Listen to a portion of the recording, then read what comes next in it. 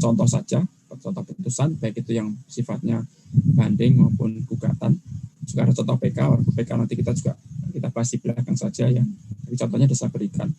Di samping Anda nanti juga bisa mencari contoh-contoh putusan pengadilan pajak, silakan nanti Anda bisa mencari. Itu hanya untuk sekedar contoh saja, dan juga saya berikan beberapa aturan terkait dengan SE yang mengatur bagaimana nanti secara administrasi wajib pajak mengajukan banding, ya, termasuk juga hal-hal yang diatur di SE DJP juga yang mengatur bagaimana nanti proses banding dilakukan oleh petugas pajak. Ya, jadi untuk yang SE saya bagi kemarin itu saya di pertemuan 5 dan pertemuan 6 saya masukkan di sana. Nanti silakan Anda cek lagi di LMS ketentuan itu, ya, termasuk juga contoh-contoh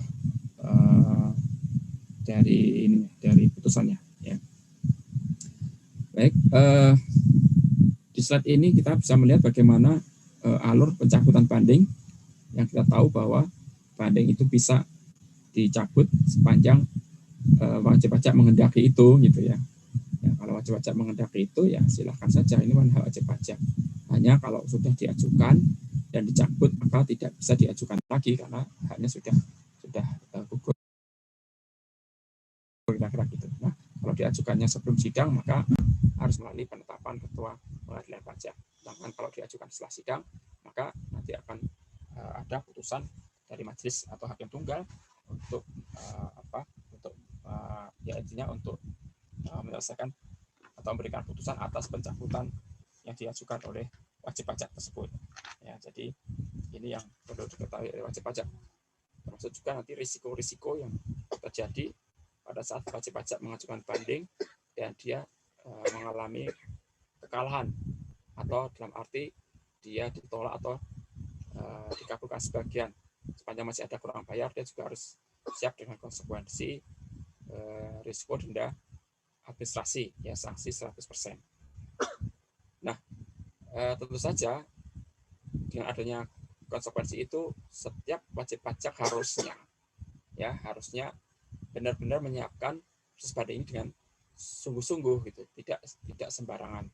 Kenapa? Karena sanksi yang diberikan itu apabila dia terjadi sampai ditolak atau dikabulkan sebagian, intinya masih terdapat kurang bayar, maka konsekuensi denda administrasi tadi, sanksi administrasi 100% itu melekat. Jadi jangan sampai ini memberatkan wajib pajak, lebih memberatkan lagi, gitu. Sehingga wajib pajak kalau mau mengajukan banding, ya seharusnya dokumen-dokumen, data-data yang akan dijadikan bukti, ya, jadikan bukti untuk memenangkan, kan dia intinya kan melawan hal-hal yang ditemukan oleh petugas pajak, dalam ini koreksi fiskal. Dia harus punya bukti-bukti untuk mematahkan, kira-kira gitu. Dia harus punya bukti untuk mematahkan bahwa petugas pajak itu salah, kan gitu. Ya, secara tidak langsung membuktikan bahwa petugas pajak itu salah. Yang untuk membuktikan petugas pajak itu salah, dia harus punya dasar yang kuat, kan gitu. Ya, kita tahu petugas pajak juga tentu saja waktu menetapkan pajak juga. Makanya kalau dia sudah sejak awal berpegang pada aturan, tentu saja kan tidak sembarangan menetapkan pajaknya, kan. Nah, dengan adanya penetapan pajak yang tidak sembarangan oleh petugas pajak, tentu saja wajib pajak harus benar-benar menyiapkan itu. Kalau menurut saya, ya, gitu, karena tidak bisa sembarangan, gitu, karena ini saling beradu argumen, kan gitu, beradu data, beradu bukti juga, kan. Jadi sekali lagi ini hal yang tidak bisa dianggap main-main lah, kira-kira itu. Benar-benar harus fokus, karena memang kalau sanksinya tadi juga cukup besar, cukup berat, ya. 100% itu kan tidak angka yang sedikit. Kalau nilai sengketanya sedikit mungkin tidak pengaruh, tapi kalau kita bisa mengenai pajak, kan otomatis kalau sudah sampai ke taraf seperti ini biasanya kan nilainya besar, ya, biasanya nilainya besar. Nah, ini contoh yang kemarin sudah kita singgung sedikit mengenai skema putusan banding yang menyebabkan wajib pajak kurang bayar. Ya, bagaimana konsep banding yang menyebabkan tambahan sanksi kalau dia ada kurang bayar. Ya, walaupun dia sudah terjadi, kalau di sini kita lihat sebenarnya dia sudah ada dikabulkan sebagian, ya, contoh ini. Tapi kan masih terjadi kurang bayar setelah dikurangi dengan yang sudah dibayar sebelum mengajukan keberatan, kan ternyata masih ada kurangan sebesar 35 juta di contoh ini. sehingga sanksi 100% ini denda ini tetap 2 kali lipat. Ya, jadi kalau di keberatan waktu dia tuh kenanya 50 juta gitu ya, kalau kita bandingkan dengan pada saat keberatan, kalau dia berhenti di keberatan dia kena 50 juta ya, tapi kalau dia berhenti di banding dia kena 70 juta ya. Jadi ini yang menurut saya cukup besar ya, 20 juta luar biasa ini ya, cukup besar dengan nilai SKP yang sebelumnya 100 juta kan. Bagaimana konsekuensi kalau saat tadi dia sampai kalah, karena harus benar-benar detail, harus benar-benar lengkap data itu untuk membuktikan, mematahkan ya, gitu, mematahkan tugas pajak. Dari sisi wajib pajak itu harus seperti itu, dari sisi petugas pajak tentu saja seperti Anda calon-calon fiskus, Anda benar-benar kalau seperti itu Anda harus juga minta pajaknya tidak sembarangan gitu. Hati-hati juga karena akan diuji ini sampai sejauh mana kita berpegang teguh pada ketentuan. Ada sedikit video yang akan saya putar nanti, silakan kalau Anda ingin lihat secara sendiri boleh lewat link yang saya berikan ini. Coba saya akan karena saya pakai dua ini, WA-nya pakai, saya coba share ke ini, link ini ke WA.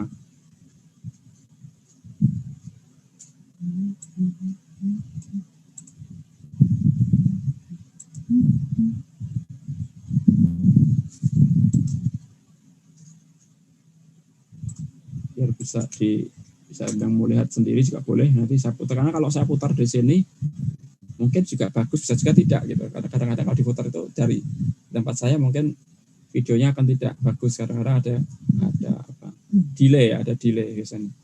Cara ini saya coba kasih linknya ke WA biar mungkin Anda bisa lihat langsung. Nanti saya juga akan putar, kita akan nonton video dulu bagaimana proses penyelesaian sengketa pajak di pengadilan.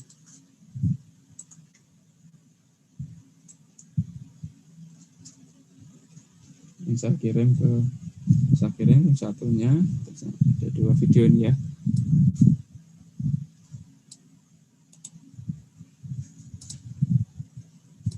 Saya dulu.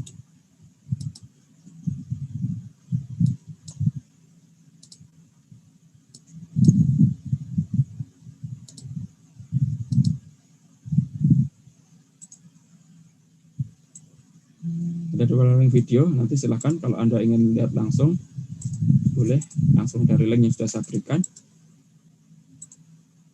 ya. Nanti kalau ada yang mau lihat dari tempat saya juga boleh, ini saya akan putarkan video itu ya.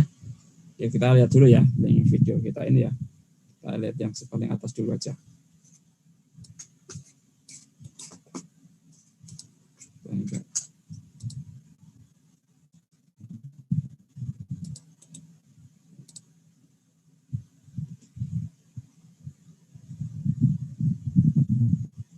Bisa kelihatan nggak? Bisa, Pak. Oke. Yang mau lihat langsung sendiri juga boleh ya.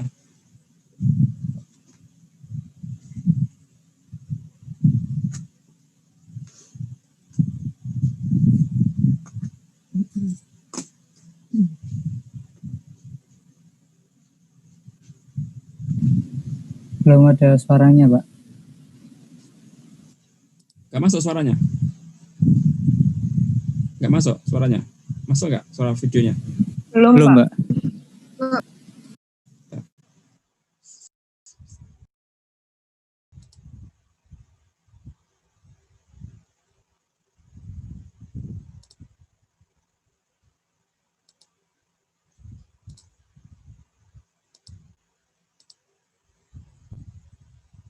Dan saya lupa gimana cara share videonya biar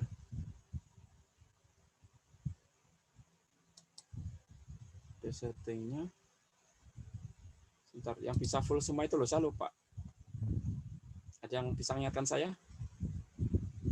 di share screen Pak, terus ada pilihannya nanti. Oh ya, atas ini ya. Ada, depan ya, Oke. Ini ya, betul. Saya pilih apa ini enaknya? pilih yang ada sound-nya Pak, di bawah kalau nggak salah. Musik or computer sound ini, tapi only. Ya, yang itu Pak. Itu ya, coba ya. Oke. Terus saya kembali ke tadi. Kita ulangi lagi. Sudah bisa? Keberatan, Sudah, Pak. Udah bisa Pak. gugatan, dan peninjauan kembali.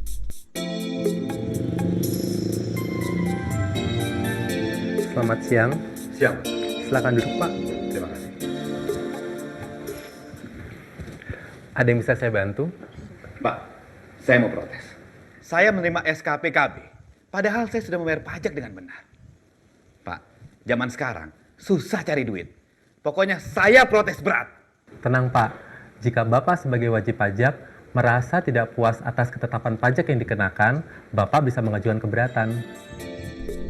Keberatan dapat diajukan atas Surat Ketetapan Pajak Kurang Bayar atau SKPKB, Surat Ketetapan Pajak Kurang Bayar Tambahan atau SKP-KBT, Surat Ketetapan Pajak Lebih Bayar atau SKPLB, Surat Ketetapan Pajak Nihil atau SKPN, dan pemotongan atau pemungutan oleh pihak ketiga. Keberatan diajukan secara tertulis kepada Kepala KPP di tempat wajib pajak terdaftar. Permohonan satu keberatan diajukan terhadap satu jenis pajak dan satu masa pajak atau 1 tahun pajak. Dalam pengajuan tersebut, disebutkan jumlah pajak menurut perhitungan wajib pajak dan alasan keberatan.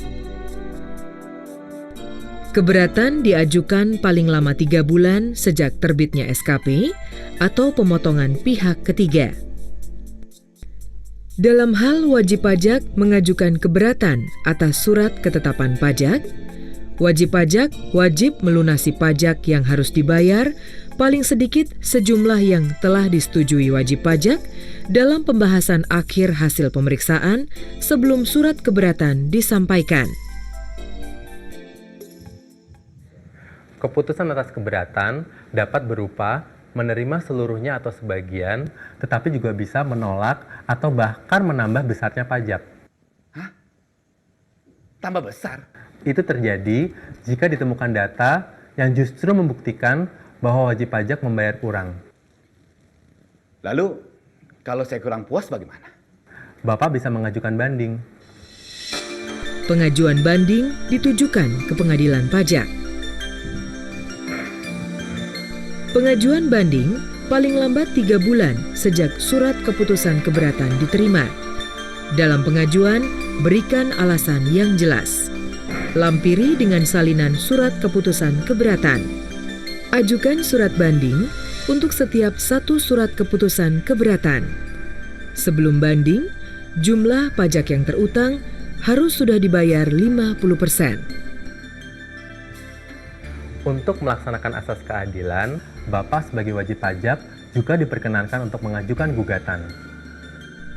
Gugatan diajukan terhadap pelaksanaan surat paksa, surat perintah melaksanakan penyitaan atau pengumuman lelang, keputusan pencegahan dalam rangka penagihan pajak, keputusan yang berkaitan dengan pelaksanaan keputusan perpajakan, penerbitan surat ketetapan pajak atau surat keputusan keberatan yang dalam penerbitannya tidak sesuai dengan prosedur atau tata cara yang telah diatur dalam ketentuan peraturan perundang-undangan perpajakan. Gugatan diajukan paling lambat 14 hari sejak ditetapkan dan ditujukan ke pengadilan pajak. Apabila wajib pajak belum puas dengan keputusan pengadilan pajak, maka wajib pajak dapat mengajukan peninjauan kembali ke Mahkamah Agung. Ini hanya dapat diajukan 1 kali. Nah, ada lagi yang ingin Bapak ketahui?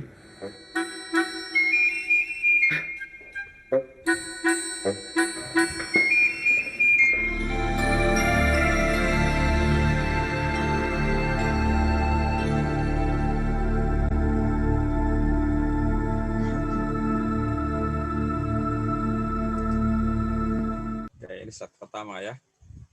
Kita lihat slide kedua ya. Oke, sebentar.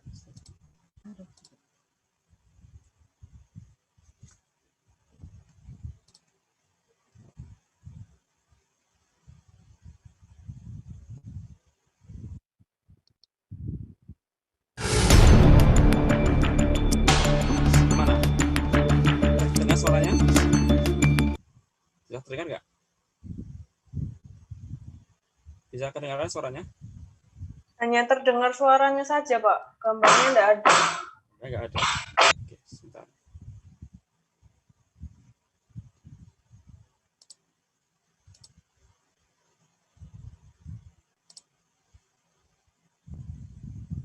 Mungkin bisa diulang Pak share screen-nya, terus pas pencet share screen itu pencet yang di layarnya sama bawahnya juga Pak yang sound. Oke. Saya coba ya, ini share, terus saya scan screen. Oke. Gimana, Iya Mbak? Pak. Yang layarnya pilih yang layar yang mau di share screen sama komputer sound-nya di checklist Pak. Oke, basic lagi. Ini ya.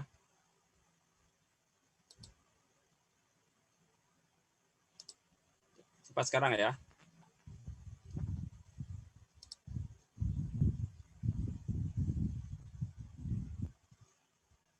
Gimana? Bisa? Bisa dengar? Bisa kelihatan videonya?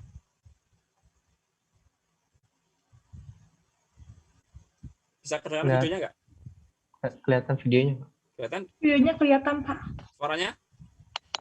Belum. Suaranya belum tahu Pak, itu masih di pause. Ya, sekarang coba.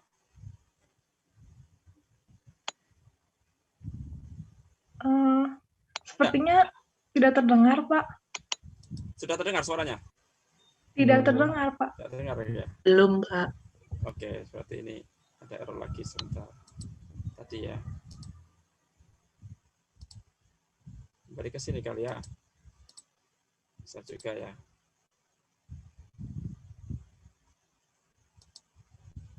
Kita ulangi lagi aja dari sini. Sebentar. Yang tadi.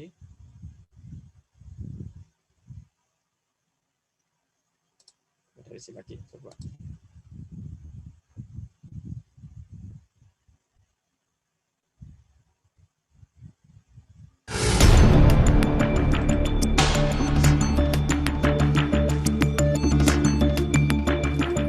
Pengadilan pajak merupakan tempat penyelesaian sengketa pajak usai keberatan yang diajukan wajib pajak di kantor wilayah tempat wajib pajak terdaftar dirasa belum menemukan. Gimana?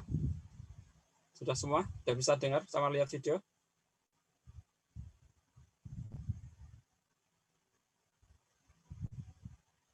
Bisa kelihatan nggak?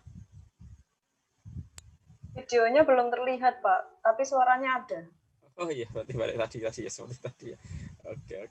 Oh, ya, sebentar, saya ulangi lagi. Kita harus balik lagi ke, ya sebentar. Ini kalau, oke, saya scan lagi gini ya.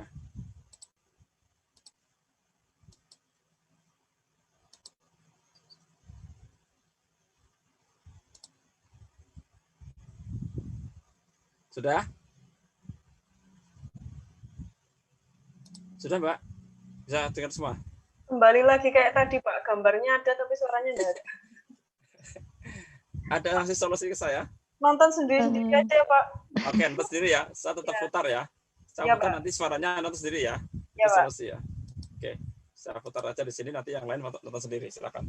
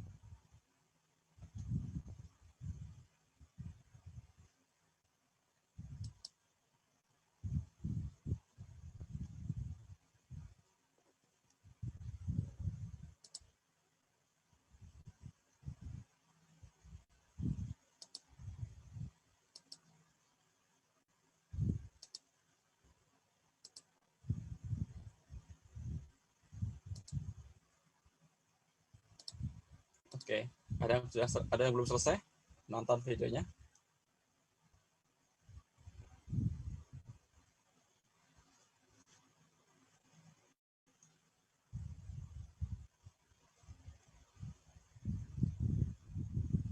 Mana nontonnya sudah selesai? Ada yang belum?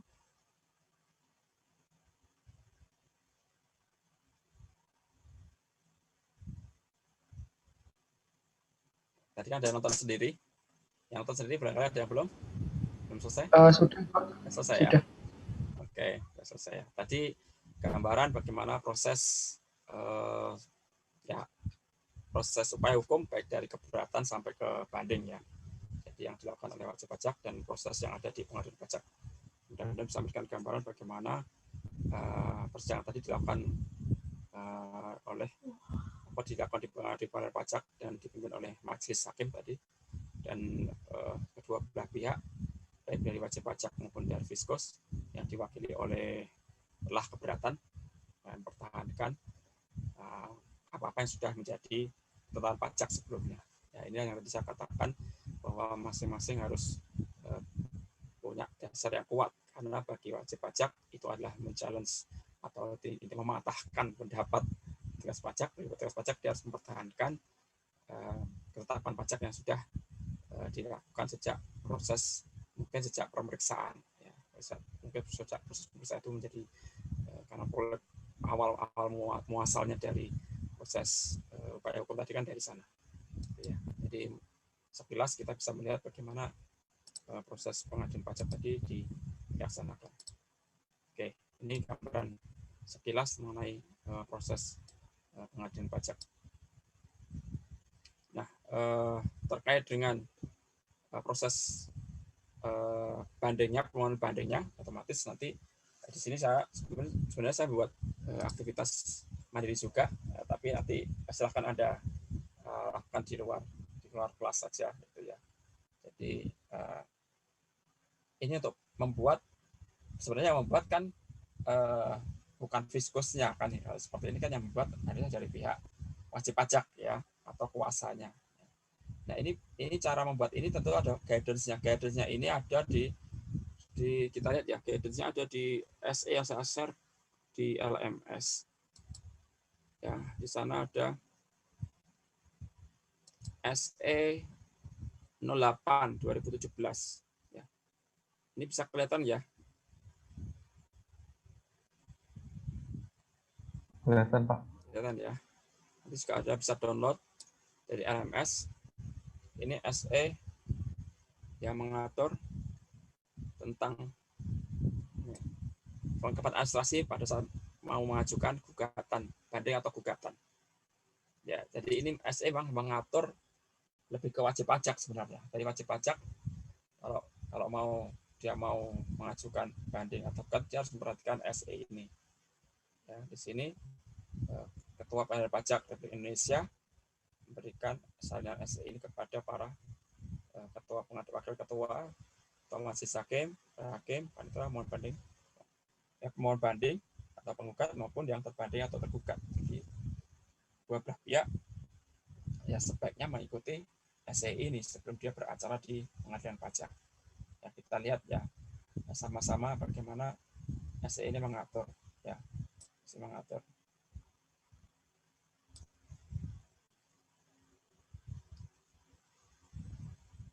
Dasar umumnya dalam rangka kelancaran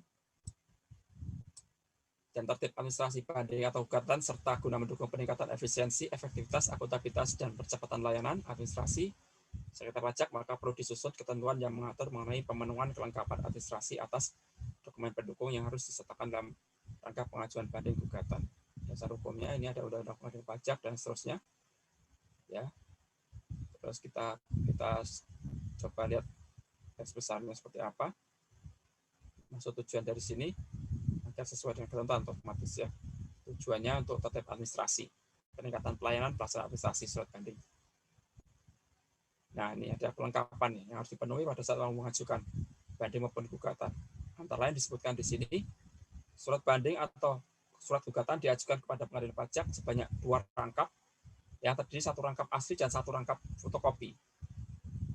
Jadi Jadi sebanyak 2 rangkap. Lalu surat banding atau gugatan bisa dilampir dengan fotokopi atau surat keputusan yang diajukan banding atau keputusan dan pelaksanaan penagihan yang diajukan gugatan serta fotokopi surat atau dokumen lain sebanyak 2 rangkap. Kemudian ada pertanyaan dari teman Anda waktu itu, saya nggak tahu di kelas ini atau kelas lain, yang apakah keputusan yang dibanding itu harus yang asli kan gitu waktu itu kan. Nah, kita dijawab di sini. Jadi dilampir fotokopi atau salinan keputusan yang diajukan banding atau keputusan pelaksanaan penagihan diajukan gugatan. Jadi dia bisa wujudnya fotokopi atau salinan, ya. Jadi bisa fotokopi. Lalu surat atau dokumen lainnya dilampirkan sebagaimana dimaksud dalam huruf B antara lain ada lampiran lain selain surat banding tadi, ya. Ada surat bandingnya, ada surat gugatannya, lalu fotokopi dari keputusan yang dibanding atau yang digugat. Gitu. Ya.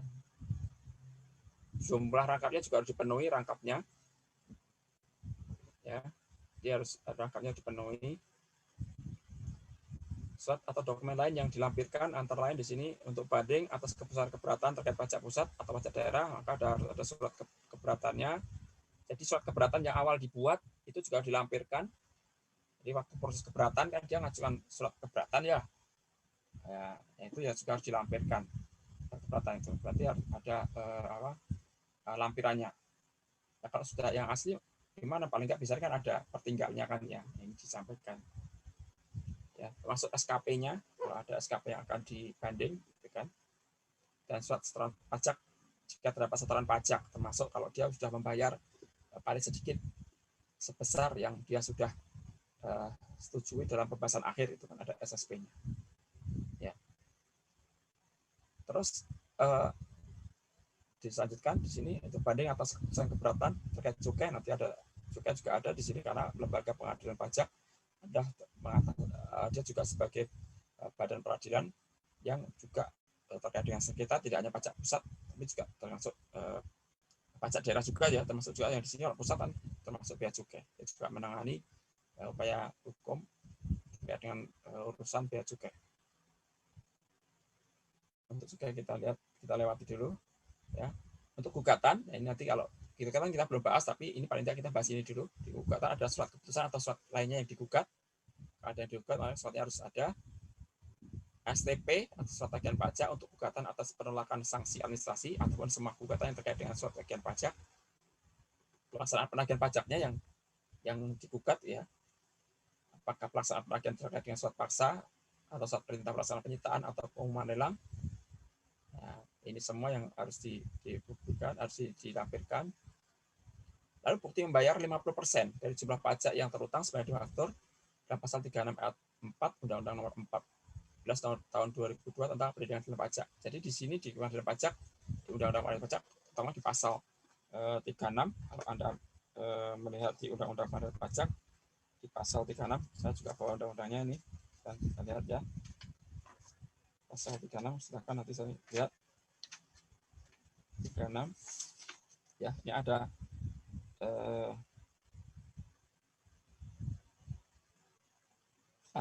ketentuan ya, saya bacakan ini. Selain dari persyaratan sebenarnya dimaksud dalam ayat 1, ayat 2 dan ayat 3. Ayat 1 itu terkait dengan satu keputusan diajukan satu banding itu ya, dalam satu keputusan diajukan satu banding.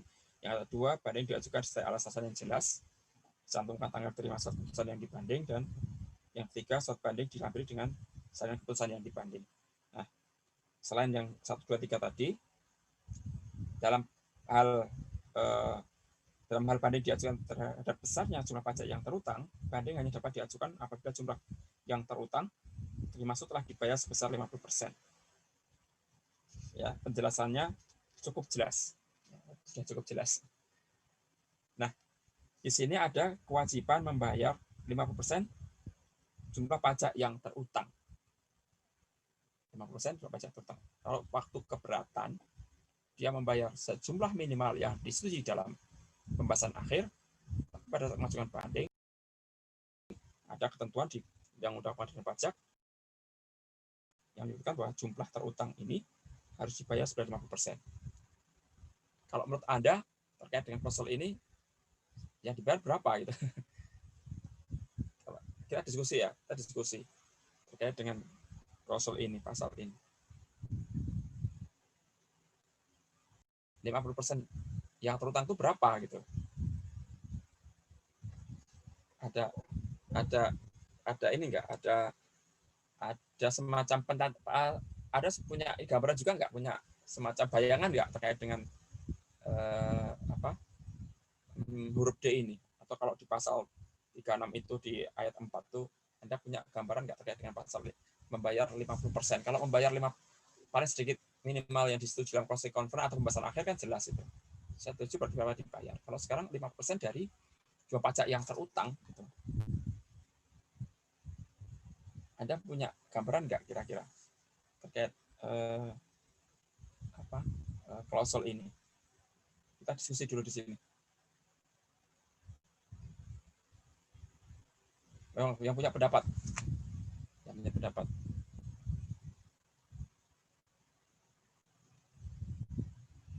dikaitkan juga dengan kan kita tahu bahwa yang objek yang disengketakan itu kan masih tertangguh kan. Lalu dasar untuk mengajukan baik itu banding maupun keberatan itu kan SPT ya kan gitu. Kalau kita merujuk ke SPT-nya, ini ada terutang di situ gitu. Menurut Anda punya ini enggak semacam sesuatu yang aneh enggak gitu? Kita menangkap ada sesuatu aneh enggak kira-kira ini? Atau sesuatu yang gimana gitu? Terkait dengan ini. Izin berpendapat, Pak. Ya Mas Bro. Kalau menurut saya itu aneh, Pak. Karena kan ketika kita menyatakan pertama, kita keberatan itu saja, Pak. Kita keberatan itu ketika mengajukan keberatan itu kan SKPKB itu belum terutang, Pak. Dia masih tertunda. Itu kan belum terutang. Apalagi ketika setelah itu SK keberatan itu terbit, kita masih mengajukan banding lagi, itu kan akhirnya juga menjadi belum terutang, Pak, sebenarnya. Tertunda lagi sampai nanti 1 bulan sejak terbitnya putusan itu, Pak. Jadi yang dimaksud pajak yang terutang 50%-nya itu juga menjadi membingungkan, Pak, sebenarnya. Apakah mungkin itu hasil SKPKB, tapi kayaknya juga tidak mungkin, Pak, karena itu kan juga tertunda begitu. Oke. Terima kasih. Oke, sama. Yang lain silahkan, ada pendapat. Mas Rosa, satu lagi ya, yang berpendapat. Silakan. Atau lebih juga nggak apa-apa. Kita diskusi dulu. Oke, saya bisa ditangkap ya, Mas Jaya Rosa tadi ya. Silakan. Kalau ada mau berdoa lagi, silakan. Ayo, kita diskusi aja, nggak apa-apa. Kita sharing aja lah, sharing. Ya. Nggak ada pendapat yang salah. Kalau dalam brainstorming itu nggak ada pendapat yang salah. Ya, dalam brainstorming itu nggak ada pendapat salah. Kita akan diskusi. Ya, nggak ada yang salah. Ayo, silakan. Ayo. Kayak ditawarkan ya. Untuk ngisi lamnya, gitu. Lamnya jangan ada isi juga gitu. Yang belum berpendapat lumayan kan untuk ngisi lam. Selain juga kita bisa diskusi. Kan nyoba kan nggak apa-apa gitu. Silakan.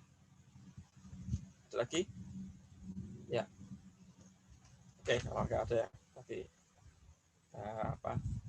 saya juga tertarik dengan bahasa ini gitu ya. Waktu itu saya juga tertarik dengan kalimat klausul ini. Kenapa kok ada 50% kan gitu. Padahal tadi sudah kita juga sudah bahas tadi Mas Rosa juga sebutkan bahwa selama ini kan kalau masih ada sengketa itu kan masih tertangguh dia. Bahkan utang bisa dikatakan bukan sebagai utang pajak. Ya, kalau utang pajak kok suruh bayar kan gitu. Ada sesuatu yang konsep yang berbeda gitu. Konsep yang berbeda dengan undang-undang KUP. Padahal di KUP sendiri tadi diatur tertangguh gitu. Itu yang pertama. Yang kedua, kalau pada saat kita lihat di SPT-nya, kalau kita runtut dari SPT-nya sampai dia itu diperiksa, terus sampai ketemu ada temuan, berarti ada ketetapan pajak, berarti kan mereview kembali atau merevisi SPT-nya kan gitu. Nah di situ itu SPT-nya kan belum final SPT yang kalau ada ketetapan pajak kan seolah kan ketetapan pajak itu merevisi SPT kan gitu ya. SPT kan belum final, berarti masih sengketa, masih tertangguh, jadi belum bisa dikatakan hutang pajak. Terus kalau kita mereview kembali ke SPT sebelumnya, SPT sebelumnya itu kan setiap SPT yang masuk ke KPP itu mesti kan sudah lunas kan gitu, iya enggak? SPT yang masuk KPP itu mesti semua sudah lunas, mesti sudah tidak ada yang kurang bayar kira-kira gitu. Kalau walaupun status SPT-nya itu kurang bayar, SPT kurang bayar, tapi kan pada saat dia masuk dia harus bayar PPh pasal 29 sehingga lunas kan gitu. Statusnya kurang bayar tapi secara hitungan lunas. Apalagi yang nihil, apalagi yang lebih bayar gitu. Semuanya otomatis nggak ada kekurangan gitu. Nah, kalau dia suruh bayar 50% gitu dari yang terutang gitu. Terutangnya sudah dibayar kan, kalau hitungan di runtutan di SPT kan terutang berapa terus kan gitu kan. Nah, itu sudah dibayar semua gitu. Jadi sebenarnya nggak ada yang nggak dibayar oleh WP gitu. Kalau kita lihat SPT-nya gitu. Jadi sebenarnya nggak ada yang istilah kekurangan yang harus dibayar oleh WP gitu. Dari merujuk itu, jadi sebenarnya klausul ini tidak perlu dibayar itu. Sebenarnya tidak ada yang perlu dibayar memang dengan adanya proses ini gitu.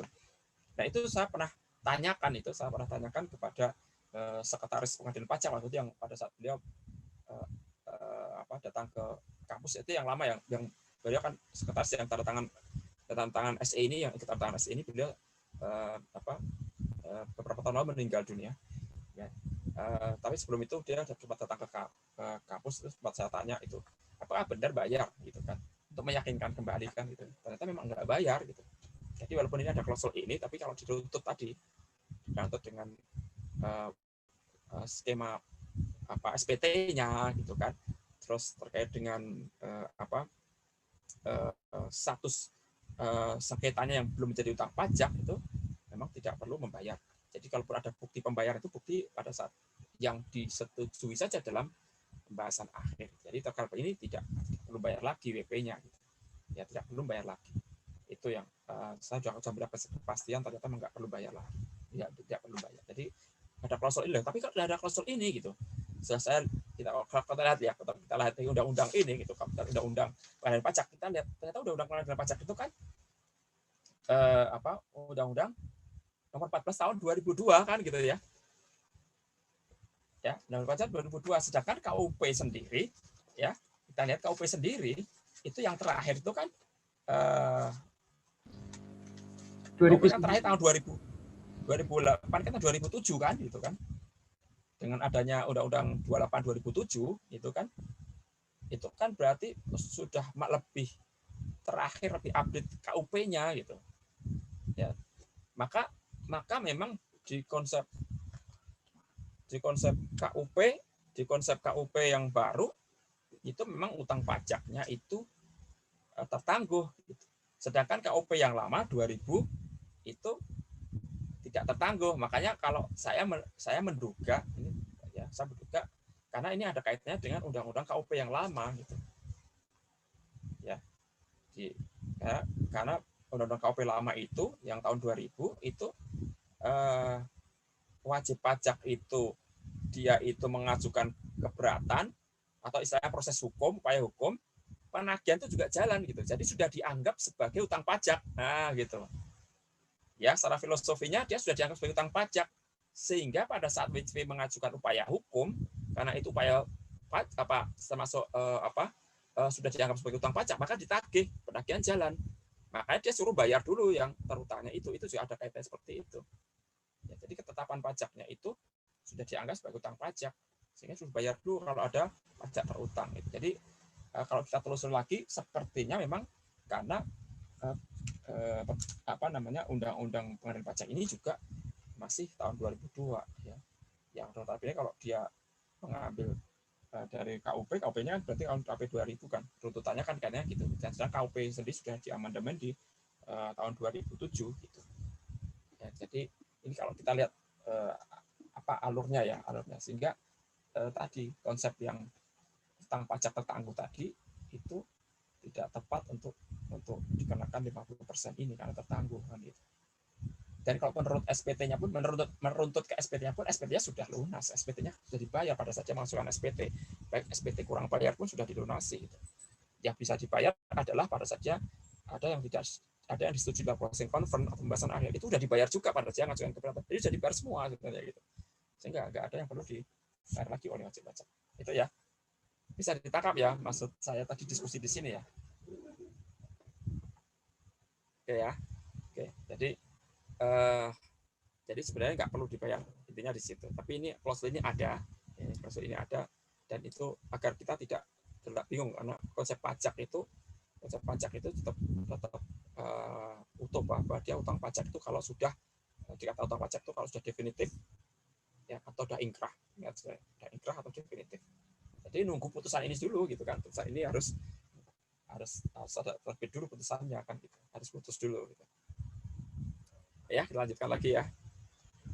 Oke, lanjutkan lagi dokumen-dokumen pendukung lainnya dengan surat banding atau gugatan, fotokopi akta pendirian perusahaan, ya ini juga harus dilengkapi karena ini menjadi persyaratan bagi wajib pajak yang akan mengajukan banding atau gugatan, fotokopi akta pendirian perusahaan, beserta perubahannya kalau ada perubahannya, ya banyak juga ternyata ini yang menandatangani surat, ya bermeterai, ya dimeteraikan, ya. Harusnya bukan di materai ya, di materai. Ya, ini saya ingatkan lagi kepada Anda semua. Kalimat A ini pengaruh ini. Bukan materai tapi materai. Ya, pakai E. Kalau pakai E gimana Pak? Ya materai. Ya, maksudnya kalau secara fiskus karena undang-undangnya biar materai bukan materai. Tadi kalau ikut-ikutan ini tempat materai. Asli surat kuasa khusus ya, ini kalau yang tanda tangan yang mengajukan adalah kuasa wajib pajak. Mari kita belajar, maka harus ada surat kuasa khususnya. Ya, dibubuhi materai juga. Ya, materai juga. Rangkapnya juga satu rangkap. Fotokopi kartu kuasa hukum dalam hal dikuasai pada kuasa hukum dan satu rangkap. Kartu kuasa hukumnya yang sudah biasanya kartu kuasa hukumnya ada kan ya. Ya. Lalu surat banding, surat gugatan juga disampaikan dalam bentuk soft copy dalam Microsoft Word atau portable document format atau PDF. Jadi harus ada soft copy-nya, selain fisik tadi juga harus punya soft copy. Jadi harus ada flash disk yang disertakan ini. Soft copy kan berarti flash disk kan ya. Jadi ada dua format hard copy maupun format soft copy. Oke. Nah, ini ada flash disk-nya nih, ada compact disk atau flash disk. Ya. Nih, terus tata caranya diajukan dalam bahasa Indonesia seperti yang umumnya ya. Dalam bahasa Indonesia, surat banding ditujukan kepada Pengadilan Pajak dengan alamat Jalan Hayam Wuruk nomor 79 Jakarta Pusat. Ya, ini alamat Pengadilan Pajaknya. Surat banding atas keputusan yang diterbitkan oleh Direktorat Jenderal Pajak atau pemerintah daerah, berarti ini kalau pajak daerah disampaikan kepada Pengadilan Pajak dalam jangka waktu 3 bulan sejak tanggal keputusan yang dibanding diterima. Ingat, sejak ya, lagi berarti kalau sejak berarti hari ini juga dihitung. Ya, sejak diterimanya itu harus dihitung 3 bulan. Ini karena termasuk formal juga, ya syarat formal yang harus dipenuhi. Surat banding atas keputusan yang diberikan oleh DCBC, ini jangka waktunya 60 hari. Ini kalau DCBC, ya. Kebetulan kita nggak nangani, ini teman-teman BC yang harus memperhatikan ini, ya. Terutama WP BC ya, WP yang terkait dengan bea cukai. Surat gugatan diajukan jangka waktu 14 hari untuk gugatan atas pelaksanaan penagihan dan 30 hari untuk gugatan atas keputusan. Kalau terkait dengan gugatan pelaksanaan penagihan maka 14 hari. Kalau di luar itu maka 30 hari. Ini jangka waktu yang relatif berbeda terkait dengan gugatan. Terhadap satu keputusan diajukan satu surat banding. Ya, terhadap satu pelaksanaan penagihan atau satu keputusan diajukan satu surat gugatan. Hal-hal yang belum dicantumkan dilihat pada format lampiran. Oke, kita lihat. Surat banding disampaikan dengan cara dikirim melalui ekspedisi tercatat atau pos tercatat. Oke. Atau diantar langsung dan disampaikan melalui loket penerimaan surat pengadilan pajak. Jadi bisa dilakukan dengan 2 cara. Ya, sama dengan waktu WP berurusan dengan kantor pajak, maka ada yang disampaikan secara langsung dan yang di lewat pos tercatat. Nah ini waktu itu saya tanyakan kan tanggal diterima tanggal dikirim, nah itu kan karena juga terkait di sini gitu. Kalau tanggal dikirim berarti masuk di sini, yang penting tercatatnya stempel posnya gitu. Kalau tanggal yang terlangsung berarti diberikan secara langsung, disampaikan secara langsung.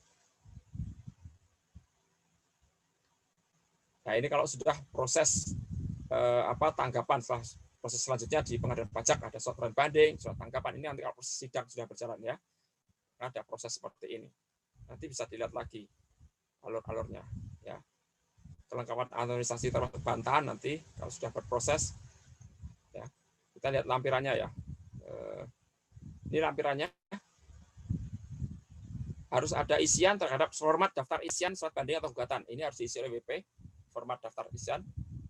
Jadi nanti kalau kita minta untuk membuat contoh mengajukan surat banding ya, Anda pakai format seperti ini juga gitu kan. Ada isian gini. Jadi mohon ya. Nama pemohon, NPWP, alamat semua dilengkapi ya. Apa yang diajukan banding atau gugatan ya disentang, disilang. Jenisnya, surat keputusannya, tanggalnya disesuaikan. Dokumen pendukungnya apa saja? Kalau ada di luar ini apa saja? Lalu ini ada guidance-nya, ada contoh pengisiannya. Ya. Nah ini ketua pengadilan. Nah waktu tadi saya sampaikan saya berinteraksi itu dengan beliau ini yang menanyakan yang 50% tadi. Ini beliau sudah almarhum ya karena sakit ya. Nah, ini contoh lampiran satunya, lampiran duanya. Ini contoh surat bandingnya. Tadi isiannya harus diisi, lalu surat bandingnya juga harus dibuat. Ya, permohonan bandingnya. Ya, nomor lampiran kepada ketua pengadilan pajak, nama ini BP-nya. Ya. Atau kuasa kalau memang dia kuasa hukum. Ya, saja disebut sebagai permohonan banding. Mengajukan banding atas putusan apa ini? Keberatannya berarti diisi di sini kan. Pajaknya. Lalu permohonan formal intinya harus diisi semua ya sampai dengan selesai di sini. Dengan demikian surat banding yang diajukan permohonan banding terhadap surat keputusan nomor sekian telah memenuhi ketentuan formal. Terus mengenai ini terkait dengan materi yang akan diajukan banding, ini juga harus didetailkan oleh wajib pajak. Ya, permohonan banding telah menerima surat keterangan pajak nomor sekian, ya, diberikan bisa pemeriksaan pajak dan rincian. Nah, ini kan ada dia harus mereview pada SKP-nya kan, SKP-nya ini sampai koreksinya berapa. Lalu atas ketetapan tersebut permohonan banding mengajukan keberatan. Nah, ini keberatannya ini mereview pada keputusan keberatannya. Ya, ini hasilnya keputusan keberatan seperti apa? Nah, di sini. Ya. Jadi dijelaskan lagi sehingga nanti hakim itu akan menilai prosesnya itu dia sudah tahu oh dulu segini dari pemeriksaan, oh dulu waktu mengajukan keberatan sekian, oh dari bandingnya sekian. Lalu atas surat keberatan diajukan permohonan banding. Nah, WP juga harus mengajukan kira-kira menurut versi dia bagaimana gitu. Ya dia kan harus membantah kalau viskosnya salah kan gitu kan. Jadi dia juga harus menghitung. Ya, atas surat keberatan yang diajukan permohonan banding telah diterbitkan surat keputusan keberatan nomor sekian dengan perhitungan sebagai berikut. Jadi tadi ini ini yang ini ya. Bentar.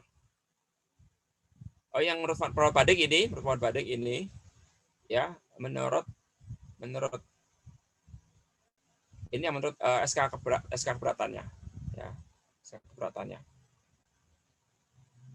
Lalu ini bahwa menjadi pokok sengketa permohonan banding ini adalah koreksi terbanding. Nah ini yang akan diajukan banding ya diajukan. Jadi keputusan keberatan seperti apa, dia ajukan apa, ini koreksinya berapa, ini akan yang diminta kira-kira gitu ya, yang diminta oleh pemohon banding itu kira-kira di sini nih ya, sehingga jadi berapa. Jadi dia menurut sekian, menurut versi dia membantahnya dan di koreksinya sekian ya. Nah ini diuraikan ya, diuraikan terhadap koreksi-koreksi tadi ini diuraikan di sini.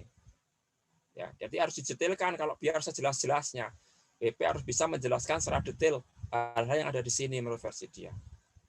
Ya, agar hakim tetap Dan intinya kan dia harus meyakinkan hakim kan, maka dia harus membuat sedetail mungkin, selengkap mungkin agar hakimnya paham yang dimaksud oleh pemohon banding. Ya, menurut pemohon banding bahwa pemohon banding tidak setuju terhadap koreksi terbanding dengan alasan ya sebutkan alasannya di sini. Ya. Kesimpulannya berdasarkan penjelasan di atas, pemohon banding menyimpulkan bahwa surat banding telah memenuhi persyaratan ya diatur pasal 200 dan seterusnya. Selanjutnya menyatakan selanjutnya mengusulkan pada majelis hakim agar menyatakan bahwa banding yang diajukan banding dapat diterima. Berharap kepada pengadilan untuk menerima permohonan dia akan gitu. Ya, karena tadi data-data sudah lengkap, nah, gitu kan sudah disampaikan alasan-alasannya dan minta kepada hakim untuk mengajukan bukan seluruhnya, alias nanti ada biar menang kan itu ya. Menerima seluruhnya, mengabulkan dan itu wajar kan ya. Meminta kan sesuai dengan keinginan kan biar menang kan itu.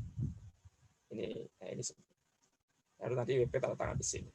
Nah itu lampirannya tuliskan di sini selengkap mungkin lampiran ya mungkin. Surat banding di atas hanya sebagai contoh dapat diubah sesuai dengan kebutuhan. Sekali lagi sesuai dengan kebutuhan karena alasan tadi kan kembali masing-masing wajib pajak bisa menguraikan dengan jelas secara detail sehingga harapannya surat bandingnya tadi itu bisa dipahami oleh majelis hakim. Jadi harus buat detail selengkap mungkin. Sedetail mungkin ya itu ya. Surat banding dibuat menggunakan kertas ukuran F4 atau folio dengan menggunakan jenis huruf Bookman Old Style. Nah ini harus dipenuhi juga ya, diikuti juga ternyata pakai Bookman Old Style dengan hurufnya adalah 11 yang tidak sesuai dengan standar silang. Itu penjelasannya ya. Jadi itu garis besar terkait dengan SE8 ini ya. Di lampiran 3 kalau cukai, kalau bea cukai ada lagi formatnya. Jadi nanti yang terkait dengan WPWP yang berurusan dengan bea cukai. Ya ini ada formatnya sudah disediakan. Ya secara garis besar mirip. Ya secara garis besar mirip. Ya kita lihat sampai kepada gugatan. Nah ini kita sekaligus gugatan juga ya. Nanti walaupun kita bahas gugatannya nanti, tapi paling enggak ini kita lihat formatnya dulu ya. Kita nyicil formatnya dulu. Ternyata menurut SE8 2017 ini format gugatan seperti ini. Nah, ini contoh surat gugatannya. Dia juga harus membuat surat WP-nya yang melakukan gugatan. Gugatan kepadanya sama ketua pengadilan pajaknya, WP-nya, ya, identitas. Kalau dia kuasa hukum juga harus disebutkan, ya. Kalau pengurus juga disebutkan sebagai apa dia. Selanjutnya sebagai penggugat, mengajukan gugatan atas apa yang digugat ini, terkait dengan keputusan, ya, apa terkait dengan tindakan penagihan pajaknya kan gitu. Oke, kita lanjutkan. Ini sudah ada formatnya, jadi tinggal ikuti saja, tinggal diisi saja.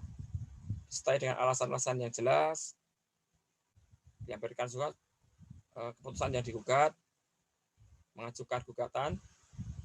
Ini kronologinya, ya, kronologinya harus disebutkan.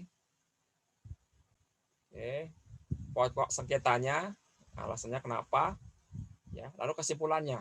Tentu harapan dari penggugat, ya, harapan dari penggugat di sini. Karena dia mengusulkan pada majelis hakim untuk apa, ya, agar dikabulkan kan, tentu saja membatalkan atau mematahkan hal yang dilakukan oleh tergugat kan itu.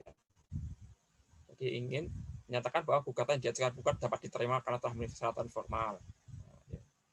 Oke, ini WP-nya, tanda tangan atau kuasa hukumnya. Oke, ini juga sama aturannya bisa dibuat sendiri oleh wajib pajak. Ya, nanti Anda lebih detailnya silakan SE ini sudah saya share, ini bisa dilihat lagi.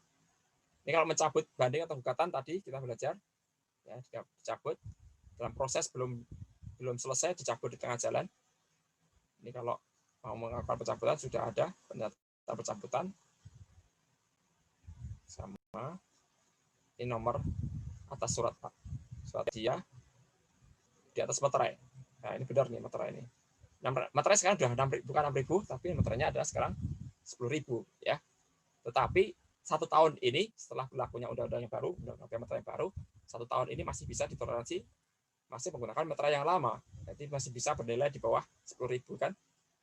Ya, jadi kalau punya materai 6.000 berarti ya pakai 6.000 ditambah 6.000 2 berarti 12.000 kebanyakan gitu kan. Pakai 3.000 boleh. 6.000 sama 3.000 masih boleh. Kalau punyanya 3.000 ya 3.000 kali 3. 3 kali 3 kali 3 berarti 9.000 masih boleh. Selama 1 tahun ini karena peralihan. Ya, tapi untuk tahun 2022 semua materai sudah pakai 10.000. Yang hanya untuk peralihan ini aja masih bisa menggunakan materai 6.000. Jadi materai 6.000 masih bisa berlaku. Tapi nilainya harus ditambahkan. Kalau di sini cukup 6.000 untuk satu materai, sekarang sudah harus ditambahkan 2. Baik yang nilai 6.000 atau yang nilai 3.000. Kalau nilainya 6.000 2 berarti kan 12.000. Ya, hidup-hidup bayar gitu ya. Hidup-hidup itu apa ya kira-kira bahasa Indonesianya? Ya sekalian ya, sekaligus nambah untuk timbang negara Rp2.000 gitu. Oke, ini yang terkait dengan formulir tadi ya, cukup banyak ya formulirnya. Oke, sampai di sini ada komentar dulu silahkan. Izin bertanya Pak. Izin bertanya Pak. Yuk silahkan kita diskusi. Izin menjawab juga boleh nanti ya. Ada yang mau membantu menjawab, silakan. Siapa dulu? Monggo.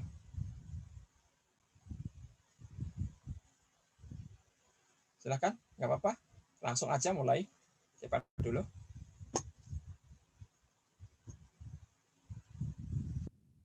Monggo. Mbak siapa ini? Jadi Mbak, ya silakan Mbak.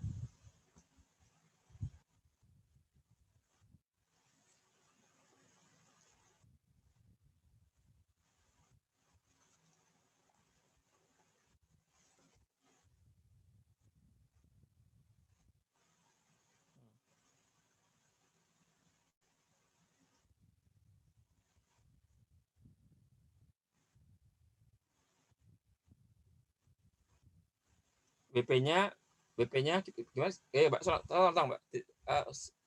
Coba skenario-nya gimana tadi? BP-nya pelan-pelan aja.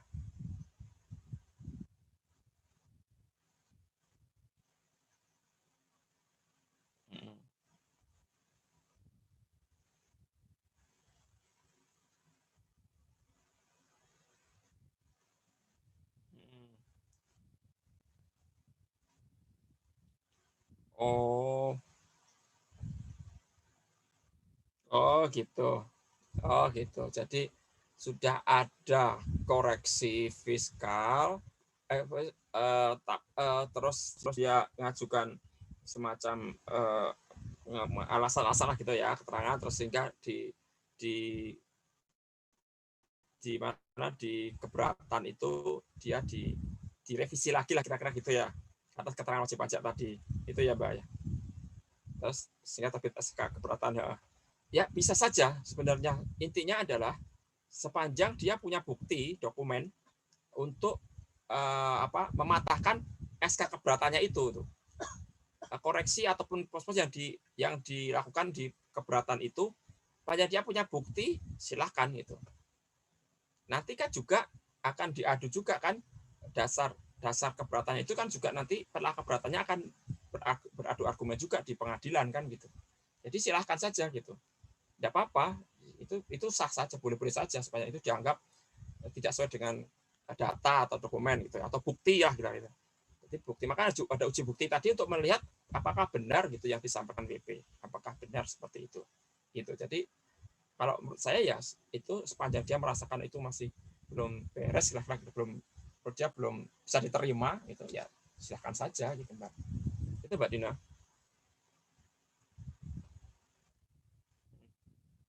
Oke, silakan, ada lagi silakan. Tadi Pak izin bertanya Pak. Monggo. Tadi Pak yang terkait. Halo Pak. Ya Pak Sherly silakan. Saya dengarkan kok. Jadi tadi Pak yang terkait pencabutan banding itu tadi Pak, kan bisa diajukan setelah sidang ya Pak. Itu maksudnya setelah sidang itu kapan ya Pak? Apakah setelah ada keputusannya atau bagaimana? Kalau misalkan sidang ini udah menghasilkan keputusan dan ternyata WP itu kalah, apakah itu masih bisa dicabut oleh WP? Terus satu lagi boleh nggak Pak? Boleh. Terus satu lagi Ada Pak. teman-teman Anda, atau kalau saya nggak bisa jawab, teman-teman Anda bisa jawab. Terus satu lagi Pak, yang tadi saya tadi dengar di video salah satu hal yang bisa dilakukan gugatan itu kan SKP atau SK keberatan yang dalam penerbitannya tidak memenuhi prosedur kan Pak. Nah, itu prosedur seperti apa Pak yang menjadi ruang lingkupnya? Karena kalau misalkan ada SKP yang diterbitkan tanpa melalui PAHP, itu kan berarti juga ada prosedur yang tidak dilakukan, tapi itu kan ranahnya nanti pembatalan Pak. Itu sih Pak. Ya, baik, makasih Mbak Sally. Ya, Pak. Oke, yang pertama sesuai dengan slide ini ya. Jadi yang diajukan setelah sidang itu maksudnya setelah sidang berjalan, Mbak, bukan setelah sidang selesai. Jadi dicabutnya itu pada saat sidang sudah berproses, sudah dilakukan persidangan, jangka waktunya 12 bulan ya. Proses pelaksanaan pengadilan pajak itu 12 bulan. Kalau dia kurang, waktunya nanti bisa ditambah sampai 15 bulan. Nah, di proses 12 bulan ini, WP berubah pikiran untuk mencabut gitu. Nah, ini maka karena dia sudah berproses dan ditangani oleh majelis, atau mungkin ditangani oleh hakim tunggal, karena di sidang itu bisa ditangani oleh majelis. Tadi contoh yang di video tadi kebetulan ditangani majelis 3 orang, hakim ketua dan 2 anggota. Tapi kalau hakim tunggal berarti hakimnya cuma 1. Maka pada saat sudah ditangani, maka harus melalui mekanisme itu, gitu kan, sudah mulai sidang, maka nanti harus menunggu putusan lagi gitu. Atau putusan atas pencabutan itu disahkan lagi oleh sidang di pengadilan oleh majelis atau oleh hakim tunggal gitu. Jadi proses pengadilan itu berjalan, sidangnya berjalan, tetapi saya itu berhenti karena ada putusan atas pencabutan itu. Gitu. Jadi selesainya nanti tidak lanjut atas pencabutan itu nanti dilakukan oleh putusan hakim. Jadi seperti itu, Mbak. Harus selesai. Gitu. Jadi beda kalau dia belum berjalan gitu. Kalau berjalan belum disidang gitu, sidang belum mulai, dia nyabut dulu gitu. Maka nanti tidak melalui putusan, tetapi melalui ketetapan ketua pengadilan pajak. Jadi cukup ketua pengadilan pajak menetapkan bahwa atas kasus yang diajukan tadi dicabut seperti itu. Jadi ada ketetapan ketua pengadilan pajak seperti itu, Mbak. Itu pertanyaan yang pertama ya. Jadi tapi kalau sudah selesai gimana, apa dicabut? Ya bisa dicabut. Kalau sudah selesai, sudah ada putusan pengadilan pajak, berarti sudah ingkrah, gitu. Nggak bisa dicabut lagi. Gitu. Seperti itu ya. Terus terkait dengan proses gugatan yang bisa diajukan atas penerbitan SKP atau surat keputusan keberatan yang dalam pelaksanaannya tidak sesuai dengan prosedur gitu ya dia. Ya, itu kan bisa juga dilakukan pembatalan gitu ya. Kalau pembatalan itu kan biasanya memang bicara mengenai tata pajak biasanya. Dia bisa ajukan pembatalan kalau memang dianggap tidak tepat gitu ya. Jadi pembatalan sendiri kalau kita bicara mengenai pasal 36, kita kan kalau tadi kan di ini kan berarti ada 2 pasal 23 dan pasal 36 gitu ya, Mbak ya. Iya, Mbak. Ya, betul. Nah, kalau kita bicara mengenai pembatalan itu kan di sana pemeriksaannya kalau khusus ya untuk yang 36 itu dia khusus untuk dua hal yaitu kalau pemeriksaan tidak disampaikan soal pemberitahuan hasil pemeriksaan dan tidak dilakukan bahasan akhir. Terkait 2 itu aja, Mbak. Ya, terkait 2 itu saja. Nah, itu bisa dibatalkan. Nah, di luar itu dia tidak bisa dibatalkan. Menurut saya karena di konteksnya itu dia hanya 2 yang tidak disampaikan SPHP sama pembahasan akhirnya tidak dilakukan. Nah, sedangkan kalau kita bicara mengenai konteks penerbitan surat ketetapan pajak itu kan banyak, tidak hanya 2 hal tadi. Ya kan? Jadi gugatan ini bisa saja penerbitannya misalkan penerbitannya itu misalkan ini ya lewat tanggal misalkan itu kan saya ambil contoh sembarang aja gitu yang di luar 2 hal di pasal 36 ayat 1 huruf D itu ya itu kan bisa macam-macam kira-kira gitu, bisa macam-macam. Terus kalau sudah ke proses keberatan, nah ini juga untuk memberikan ruang bagi SKP yang sudah pada surat keputusan keberatan gitu. Keberatannya jadi di pasal 33 itu sengketanya itu juga untuk menampung memberi payung hukum atas produk yang setelah SKP itu ditangani di proses keberatan itu. Gitu. Jadi kalau kita bicara 36 aja kan dia tidak bisa mengcover 36 itu tidak bisa mengcover SKP yang ditangani di keberatan kan 36 tidak bisa mengcover, maka larinya ke 23 gitu. Jadi itu yang saya pahami. Jadi dia untuk mengcover yang ada di keberatan, sekaligus juga dia di proses penerbitan ketetapan itu prosedur itu kan prosesnya itu berangkai Mbak. Dari proses kalau kita bicara mengenai proses penerbitan itu kan ditangani dari seksi pemeriksaan, terus dia terlibat seksi pelayanan, terus nanti pelayanan itu sampai kepada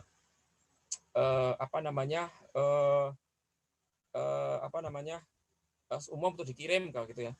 Terus proses itu juga harus ada tanda tangan pimpinan kepala kantor, misalkan ini ya tanda tangan itu bukan kepala kantor misalkan tuh ya, misalkan ini suatu ketika itu kepala kantornya pas pergi gitu, tiba-tiba itu kita ambil contoh pas pergi, terus mau menerbitkan SKP belum dibuat, misalkan biasanya kan harus ada pejabat pergi, itu harus ada pejabat yang menggantikan posisinya, entah itu PLH atau PLT ya gitu istilah itu ya, yang menjabat itu kebetulan belum ada itu, akhirnya dengan ada salah seorang pejabat tanda tangan itu ya, misalkan itu terjadi gitu, itu bisa saja digugat itu karena prosedurnya nggak benar, harusnya yang menerbitkan itu pejabatnya ya tanda tangan gitu ya, itu bisa kan masuk ke situ, itu bisa saja terjadi. Jadi terkait dengan pejabat juga hati-hati menerapkan kapan PLT-nya, maka nanti kalau ada bertugas itu mereka akan tahu pejabat ini misalkan cuti gitu ya, Pak Kakapnya cuti gitu, tapi tanda tangan itu bisa juga menjadi lahan gugatan loh dia cuti kok, BP-nya kebetulan tahu nih, BP-nya tahu dia kan cuti nggak boleh tanda tangan gitu, kok dia tanda tangan ya misalkan itu bisa menjadi ya seperti itulah kira-kira. Jadi banyak faktor yang menyebabkan ini menjadi ruang bagi payung hukum buat tadi SKP yang tidak diterbitkan sesuai dengan ketentuan ya. Itu salah satu contoh, mungkin ada lagi yang lain, mungkin bisa saja itu terjadi ya. Itu sih Mbak Sherly, mudah-mudahan bisa menjelaskan ya. Baik Pak, terima kasih banyak Pak atas penjelasannya. Ya, sama-sama. Oke, ada lagi? Izin bertanya Pak. Oke, monggo, silakan. Apabila yang diajukan keberatan itu oleh wajib pajak adalah surat ketetapan pajak daerah ya Pak ya. Apa tata caranya sama seperti pajak pusat, dan sama kalau mengajukan banding ketentuannya apa sama ya Pak ya? Terima kasih Pak. Baik, terima kasih. Sepengetahuan saya sama Mas. Sepengetahuan saya sama. Jadi prosedurnya jadi adalah SE tadi ngaturnya sama. SE tadi itu berlaku untuk pajak pusat, pajak daerah, bahkan bea cukai itu aturnya sama semua. Karena tata cara beracaranya itu harus ikut pengadilan pajak. Ya, undang-undang di sana ada undang-undang pengadilan pajak, di situ ada SE yang mengatur, itu harus ikuti semua. Tata beracaranya harus ikuti semua. Nah, tinggal mekanisme atas ketetapan pajaknya itu yang penerbitannya itu agak berbeda kan, mungkin sistem karena di sana mungkin ada kalau di kita itu model asesmen, terus ada pengawasan dengan pemeriksaan gitu, dengan terbit SKP KB misalkan, kalau di sana SKP KB D kan gitu ya, ada daerah kan gitu ya. Jadi yang menerbitkan mungkin si kepala kantor di sana pejabat mungkin BPKD-nya mungkin seperti itu ya. Tapi secara prosedural sepengetahuan saya sama ya, secara prosedural sama, prosesnya sama. Hanya yang mungkin nanti yang di sana saya belum tahu lembaga keberatannya, sepertinya langsung ke pejabat daerahnya ya. Kalau di pajak kan, pajak pusat kan ada lembaga keberatannya adalah di tingkat kanwil ya, keberatan itu tangan kanwil oleh tim penelah keberatan ya, atau tim peneliti keberatan. Tapi kalau disahkan nanti tanda tangannya kepala kanwil tanda tangannya. Kalau di sana di daerah itu setahu tahu saya wali kota untuk pajak daerah atau bupati, atau untuk pajak provinsi ya berarti gubernur. Ya, saya nggak tahu apakah sudah dilimpahkan ke BPKAD atau belum, saya belum tahu. Tapi kalau memang itu belum dilimpahkan berarti ya pasti kewenangan di pejabat daerahnya itu berarti ya entah itu wali kota, bupati, atau mungkin gubernur, itu yang mungkin tanda tangan terhadap proses keberatannya atau SK keberatannya. Itu Mas. Baik Pak, terima kasih Pak. Oke, mudah-mudahan bisa memperjelas ya diskusi kita ya. Oke, kalau masih ada silakan, kalau enggak saya lanjutkan atau ambil jalan, nanti kalau ada yang ingin sampaikan silakan ya. Kita lanjutkan ke slide berikutnya. Kita akan masuk ke gugatan. Tadi walaupun sudah sekilas kita sudah singgung mengenai format gugatan. Tadi juga ditanyakan Mbak Sherly juga terkait dengan gugatan. Nah, itu juga bicara mengenai gugatan, kita bergerak di pasal 23 ya. Pasal 23 ini kita bicara mengenai gugatan. Jadi kita tahu bahwa objek gugatan ini kalau di pasal 23 ayat 2 karena ayat 1-nya dihapus ya, ada di situ ada huruf A, B, C, D. Ya, yang pertama adalah terkait dengan pelaksanaan surat paksa, surat perintah pelaksanaan penyitaan atau pengumuman lelang. Ya, ini bicara mengenai proses penagihan pajak. Jadi kalau setelah saya katakan bahwa gugatan ini bedanya dengan banding adalah kalau gugatan ini cenderung biasanya lebih ke administratif. Ya, kalau gugatan ini cenderung administratif, maksudnya adalah prosedural. Kalau gugatan itu biasanya seperti ke sana arahnya. Tetapi kalau banding itu lebih ke material, ya, objek sengketa yang sifatnya material. Ya, itu yang umumnya terjadi. Makanya kalau kita bicara mengenai gugatan, maka atas pelaksanaan, ya biasanya seperti itu, lebih ke prosedur formal yang dianggap dilanggar oleh fiskus. Nah, maka ada pelaksanaan SP-nya, SPMP-nya, pengumuman lelangnya, itu sudah ada step-stepnya kan. Waktu itu kalau kita belajar mengenai penagihan, sudah ada step-stepnya. Bagaimana surat teguran itu diterbitkan, bagaimana surat itu diterbitkan, nunggu berapa lama lagi baru dilakukan SP, kan gitu. Baru saat SP dilakukan SPMP itu sampai lelang. Sebelum lelang juga ada pengumuman lelang. Itu ada jangka waktunya kan. Nah, itu harus diikuti. Kenapa diikuti? Kalau ya harus karena ketentuannya seperti itu. Kalau enggak kita bisa dilakukan gugatan. Ya. Gitu ya. Jadi prosedur ini harus dilaksanakan oleh petugas pajak. Lalu juga atas keputusan pencegahan. Pencegahan ini kita tahu pencegahan ini kondisi di mana wajib pajak terutama yang punya nilai utang pajak di atas 100 juta itu bisa melakukan pencegahan, dia tidak boleh keluar negeri. Ya. Otomatis bagi WPWP atau penanggung pajak yang biasa jalan-jalan ini ya, biasa jalan-jalan, mungkin itu suatu hal yang memberatkan. Ya, biasa kan mungkin makan siangnya di Jakarta, makan malamnya di Tokyo gitu. Ya. Besok sarapan di Malaysia udah gitu. Bisa saja seperti itu orang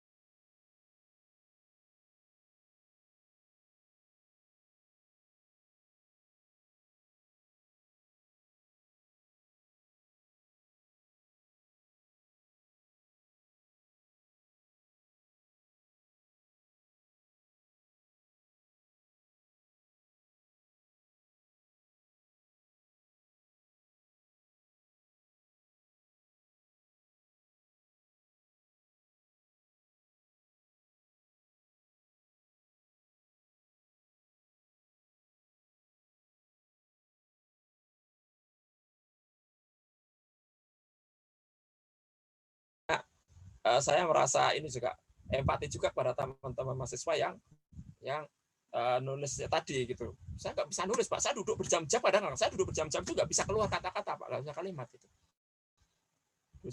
Oke, kalau itu Anda ambil tulisan lain yang sesuai dengan topik Anda. Ambil comot, gabung, ramu-ramu, Anda parafrase, Anda ganti dengan kalimat Anda. Bisa kan? Bisa. Ya udah gitu. Parafrase itu gitu caranya. Ambil, kumpulin. Oh ya ini ya, ramu dengan tulisan Anda. Jadi bukan tulisan asli itu. Yang salah kan copy paste kan yang salah. Kalau kita ramu dari beberapa tulisan kan boleh. Jadi satu kalimat, satu paragraf lumayan kan. Cukup satu hari, satu paragraf, besok satu. Jadi besok gitu. Jadi harus ada gitu. Masalah benar salahnya nantilah gitu. Penting gitu. Ini salah satu cara untuk agar Anda semangat lah untuk bikin KTT. Ya, karena itu semua mengalami hal sama. Ya. Tidak hanya Anda, saya juga sama gitu kan. Jadi saya juga ngingetin diri saya gitu. Ya, gitu saya untuk pas nulis juga harus seperti itu. Oke ya. Nanti kalau ada terkait KTTA boleh lah kita diskusi lagi, kalau mau diskusi dengan saya boleh. Ya, tidak hanya di masalah kuliah juga. Materi kuliah kita juga gitu. KTTA juga tidak ada masalah. Karena saya juga tahu ada beberapa yang dengan pembimbingnya, dengan pembimbingnya itu saya konsultasi, oke, jawabannya oke gitu. Silakan dilanjut, oke gitu. Kan mahasiswa bingung juga, oke itu yang seperti apa kan gitu. Ya, ada yang bingung justru. Kalau saya oke itu senang ya. Di-okein kan senang kan gitu. Berarti disetujui gitu. Yang penting kerjain aja, udah oke jalan aja gitu ya. Dia selesai gitu. Nanti di belakang mau direvisi itu biasa. Kalau namanya karya tulis apapun namanya itu direvisi itu biasa, udah. Nggak ada gading yang tak retak gitu. Jadi ada sesuatu yang memang tidak sempurna. Oke ya. Oke, kita lanjutkan lagi kembali ke gugatan. Ya. Jadi tadi sudah kita tahu bahwa objek gugatan ini semuanya kalau sudah memenuhi syarat ini ya diajukan ke pengadilan pajak. Nanti akan sidang di sana. Ya. Sedangkan kalau terkait dengan penyanderaan khusus untuk penagihan pajak ini yang kita mengingatkan kembali, dia larinya ke pengadilan negeri. Penyanderaan itu terkait dengan hak, ya, penyanderaan, hak kebebasan. Ya, beda dengan pencegahan ya. Kalau pencegahan itu dia masih bebas, cuma tidak bisa keluar negeri. Dia bisa